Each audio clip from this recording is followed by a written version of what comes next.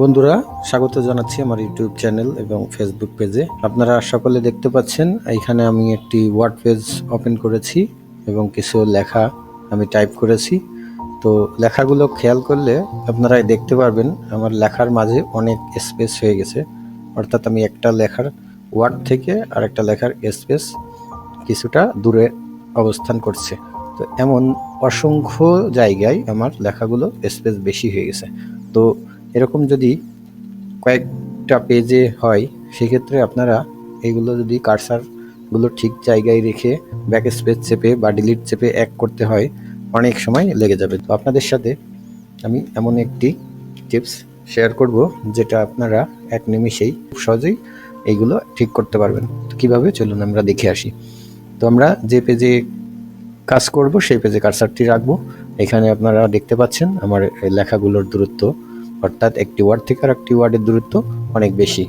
আমি এক ক্লিকে সমস্ত ডকুমেন্টের যে ওয়ার্ডগুলো আছে সবগুলো সেন্টেন্স কেজে পরিণত হবে।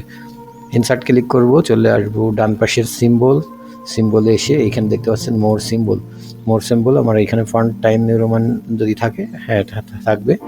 এরপর আপনাকে খুঁজে বের করতে হবে এই যে চিহ্নটি আছে এইখানে এমন একটি চিহ্ন।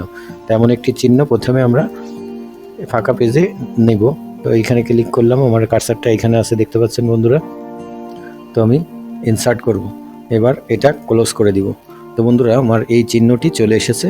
এবার এটিকে আমি সিলেক্ট করব, এইখানে আমি কাট করব, ফর্ম মেনুতে ক্লিক করব, রিপ্লেস ক্লিক করব।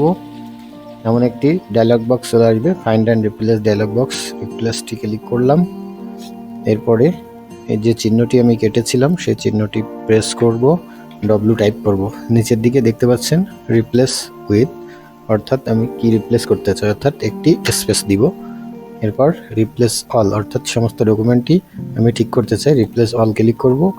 এখানে দেখা যাচ্ছে আমার word has complete its search of the documents and has made 135 replacement. Okay, close করে দেবো। তো বন্ধুরা, দেখতে পাচ্ছেন আমার লেখাগুলো সব স্পেসগুলো রিমুভ হয়ে ঠিক হয়ে গেছে।